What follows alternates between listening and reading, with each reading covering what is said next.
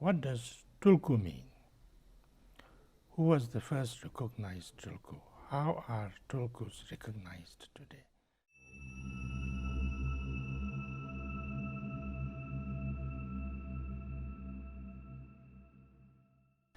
Now this is, first very important to understand. Tulku is the Tibetan word for nirmanakaya, emanation, you can call it if you like. You can have like Buddha, a fully enlightened being, usually has say like three emanations, three kind of tulkus. Supreme tulku, and different various birth tulkus, and tulku or nirmanakaya of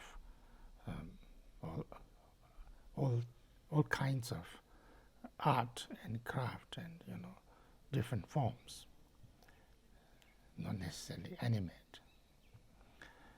And the first is supreme tulku, is the Buddha. When Buddha, a fully enlightened person,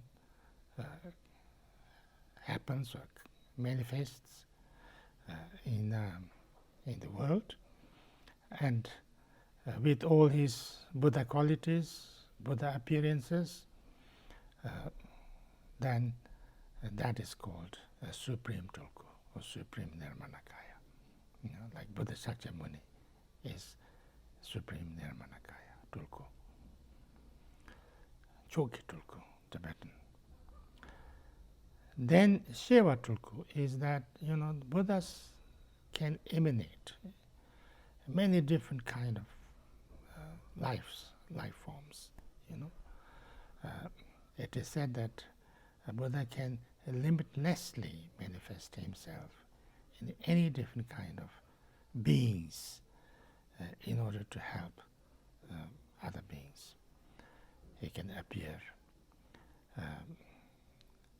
he can be born or appear as as an animal, as a bird, as a fish, as all different kind of other beings, like human beings, all kind of human beings, and all kind of other life forms, whatever, but they are, he or she is actually Buddha, but takes all different kind of lives and forms in order to help.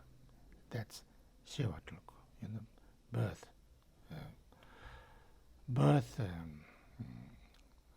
nirmanakaya or tulku. Then Zoe tulku. This is Zo means like creation or craft or art.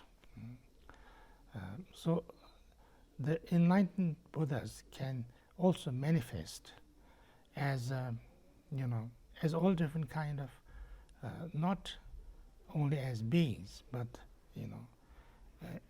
inanimate things, things.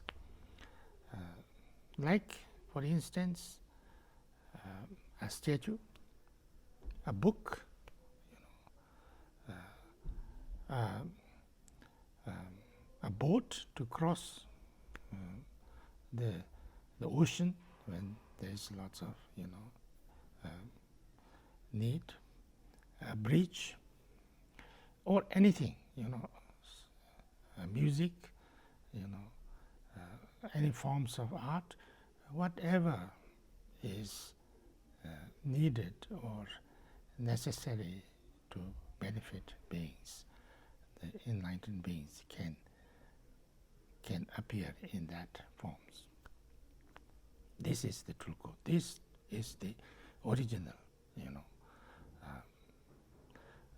meaning of tulku. Now, and also, in Buddhist, from Buddhist way of thinking, everybody is we have we have life after rebirth. That's not called tulku, that's just rebirth. But there was, in Tibet, there was a situation, there is a special event that the great Lama called Karmapa was born 900 years from now. And when the first Karmapa passed away, he said, I will come back as a boy and continue my activities. So therefore the second Karmapa happened. And then when second Karmapa passed away, then he said that I'll come back again. And then the third Karmapa happened. And this third Karmapa was not only recognized by himself, but also by another person. And then that became a kind of tradition that the Karmapas used to recognize their next rebirth, one after another, and then now this is the 17th Karmapa, so every Karmapa did that, and they started this tradition of tulku. Now then this became a kind of a good example. So lots of lamas, lots of monasteries took that. So when great master like His Holiness Dalai Lamas, or Panchen Lamas, or tulkus from any great traditions, when a great master passed away, and then his students tried to find his rebirth or reincarnation and called him the tulku of that Lama. So this is something only Tibet has. It's a completely different tradition. It is not in any other Buddhist tradition or system. And that was started by the Karmapa, and it's continuing. And how to recognize is, when a Lama passes away, then his people, his students, his monastery goes to some great master, somebody who everybody has confidence in, and then ask him, can you please find?